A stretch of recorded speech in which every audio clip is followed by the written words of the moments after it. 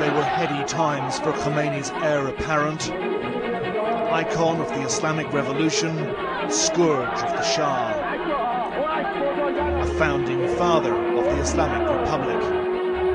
Now he's the scourge of the regime he founded, Iran's rebel Ayatollah.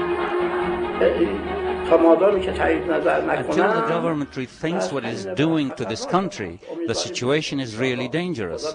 God willing, they will reassess things and won't use Islam or the name of Ayatollah Khomeini as a justification for their deeds. The mighty Montazeri's fall from grace was brutal. He had dared to question his old friend Ayatollah Khomeini and the direction the revolution was taking. For that, he was stripped of his inheritance, branded a traitor, and worse, a heretic. When Khomeini died in 1989, Montazeri, the idealist, was no longer in the picture, and another pragmatic but some say less qualified Ayatollah inherited Khomeini's mantle. Ayatollah Ali Khamenei, to this day, Iran's supreme leader. Banished to a backstreet in the holy city of Qom, today Ayatollah Montezeri, now a frail 84-year-old man with Parkinson's disease, remains fearless. It makes me laugh when I hear that the president says that we respect human rights in Iran. It is a joke.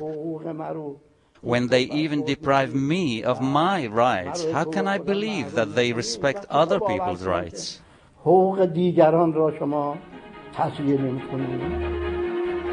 1998, Montazeri's office was ransacked by a violent mob after he'd again questioned the supreme leader's authority. No government can rule by the stick, he had said. Montazeri wasn't harmed, but his attackers sought to prove him wrong.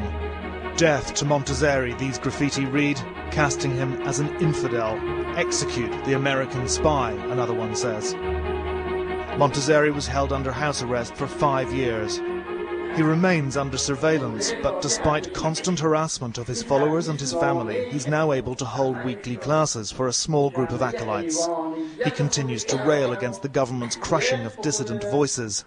Among the most prominent, that of Akbar Ganji, a journalist who, like the Ayatollah, called the Iranian government an un-Islamic dictatorship that's betrayed the revolution. I've heard that he has lost so much weight and his blood pressure is really low. There were no political prisoners during the rule of our Prophet. But look at the situation now. Mr. Ganji has simply expressed certain opinions and never took up arms against the government, but they have put him in solitary confinement and deprived him of any human rights. They have deprived me of my political rights, confiscated my property, and no newspaper dares to print a word I say. Is this what they call freedom? In 1988, an armed opposition group based in Iraq launched an incursion aimed at toppling the Iranian government. It failed, but the attack gave Ayatollah Khomeini a pretext to purge thousands of jailed opponents, executed on his orders. Montazeri, whose own son Muhammad had been killed in a bombing by the very opposition group being targeted, wrote a series of letters to Khomeini describing the killings as genocide, incompatible with Islam. This, a copy of one of the letters, with which his own fate was sealed, his downfall swift. Today the old man regrets many things, but not his defense of human rights. Once, holding a gun at Friday prayers, he'd led the chant, "Death to America." Now such slogans just irritate. As with many old Iranian revolutionaries, he's questioning his past. The USA, he says, is not the great Satan, and the hostage drama that conferred pariah status on the theocratic republic, a mistake. I think it is wrong that we don't have any diplomatic relations with such a powerful country as America.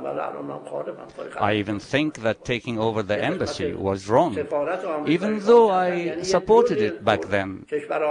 Occupying the embassy meant that we occupied part of that country. I'm out of power now, but those who are in power should try to find a diplomatic solution to these problems. But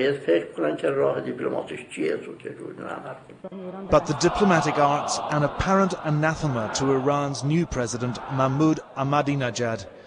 Yet for all Montazeri's disagreement with the current regime, he agrees with Ahmadinejad's views on Israel and his denial of the Holocaust. Even if 6 million Jews were killed, they were not killed by the Palestinians. I have said exactly the same thing before. But maybe Mr. Ahmadinejad expresses himself more harshly. It is the United Nations' responsibility to compensate everyone in Palestine, both Muslims and Jews.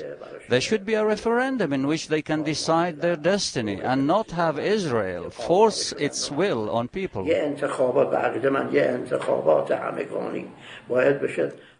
And as to the explosive issue of Iran's nuclear intentions, well, the Grand Ayatollah sees eye to eye with the leadership on this one too, sharing the popular belief that Iran's being bullied by hypocrites, America chief among them.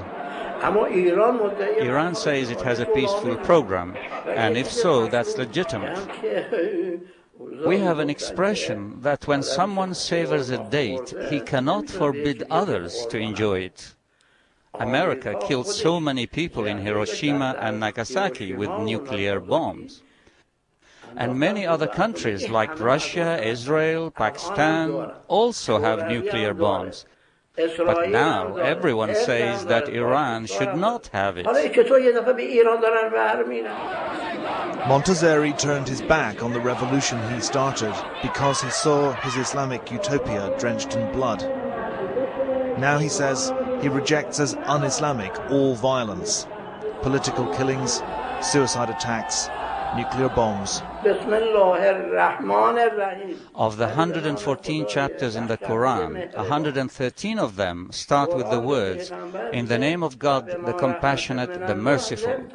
In the Quran, God tells the Prophet, "People follow you because of the merciful nature of God, and that if you are harsh with people, they will turn their backs on you."